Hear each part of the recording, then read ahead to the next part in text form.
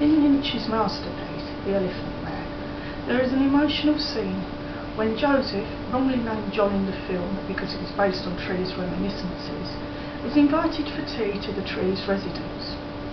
It is suggested through the conversation between Joseph and Mrs. Trees that Joseph was abandoned by his mother, and Joseph expresses his wish that she could see him with his wonderful friends, and that he hoped she could love him just as he is. This prompts a tearful outburst from Mrs. Trees, with compassion realising the gentle nature of Joseph and how much, apparently in spite of everything, he still loves his mother.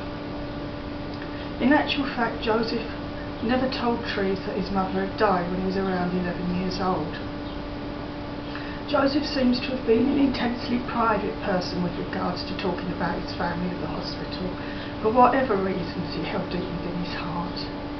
It might be that Joseph was a little guarded in revealing too much about himself to Trees. So, with this in mind, Lynch can be forgiven for leaning too much on this misinformation because of Trees' memoirs. However, I wish to briefly make right a wrong with regards to Joseph's mother, Mary Jane, who in reality cared for Joseph. Much is made for obvious reasons of the incident regarding Mary Jane at the Mayfair in Humberston Gate, where she was apparently frightened by a procession of elephants parading through Leicester's streets. It is more correct perhaps to say that such were the crowds that day, she was more likely pushed, possibly towards the elephants as they passed by.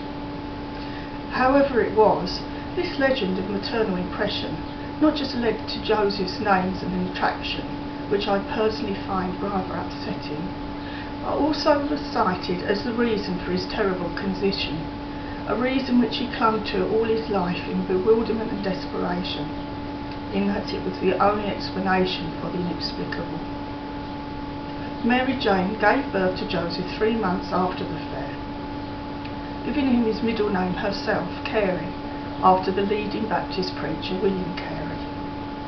When he was born on the 5th of August 1862, Joseph had no obvious signs of his condition.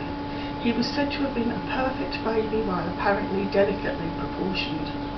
The family were then living at Lee Street. His father, Joseph Rockley Merrick, was working in a cotton factory.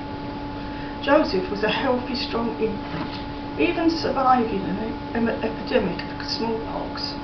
However, while reports conflict somewhat when exactly, it seems that Joseph was about 2 years old when his condition began to visibly present itself, much to his mother's concern and alarm. The first sign was a lump on little Joseph's lower lip. Over the next few months this increased in size until it spread as a hard tumour into her son's right cheek, eventually to lead to his upper lip being pushed outwards by a mass of protruding flesh. A bony lump appeared on his forehead, his skin began to look loose and rough, and his body began to seem rather unsymmetrical. However, it was this mass from Joseph's mouth which gave her the most terrible concern, to put it mildly, which carried on growing and was to protrude inches out of little Joseph's face. I don't think any of us can possibly imagine the torment which Mary Jane felt because of her love for her son and on behalf of her child's suffering. Worse still, how little Joseph felt himself. The tumour from his mouth must have caused him the greatest anxiety. It is truly beyond words to imagine that. A little child, so innocent as yet to the wilder word of hurt and ridicule, and apathy to his feelings, afflicted in such a way. Time passed, the family moved to Upper Brunswick Street, and Joseph Rockley Merrick had a new job. The Merricks were to have 4 children in all. Joseph, John Thomas, who died at only 3 months old, William Arthur, and finally Marianne Eliza. And as time passed, Joseph's deformity progressed. Making things even worse, at about the age of 4, Joseph had a bad fall which resulted in his left hip joint becoming diseased, so now he was lame as well. Poor Joseph, Now he could not play and run with the other children, even if he had wanted to. Yet Mary Jane was a strong woman, not just a loving mother.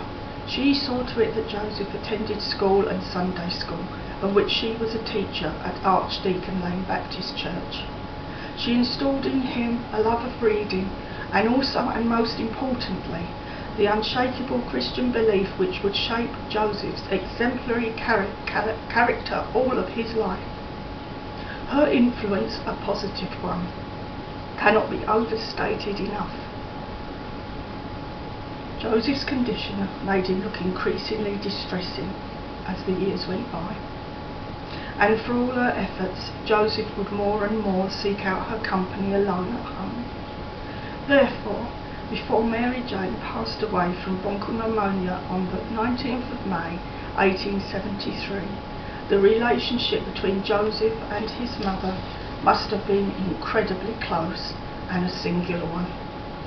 I can imagine perhaps a sunny day when other children of Joseph's age would be outside in the streets playing after school, and Joseph is sitting at the kitchen table quietly reading while his mother bakes, perhaps often glancing towards her son, a host of emotions stirring her heart. She must have wondered, fearfully, what future her son would ever have. It is so clear the deep regard and affection he had for his dear mother. She had been the one solid aspect in his life, clinging to her emotionally perhaps for support. When she passed away, Joseph, even at such a young age, felt most profoundly the loss of his mother.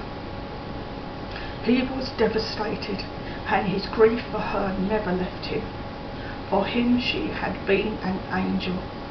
In Joseph's words, peace to her, she was a good mother to me. Mary Jane did not bring forth into the world someone who would become a celebrity merely because of his deformity, but a beautiful, wonderful and inspiring man, and it is for this she should be remembered. Thank you.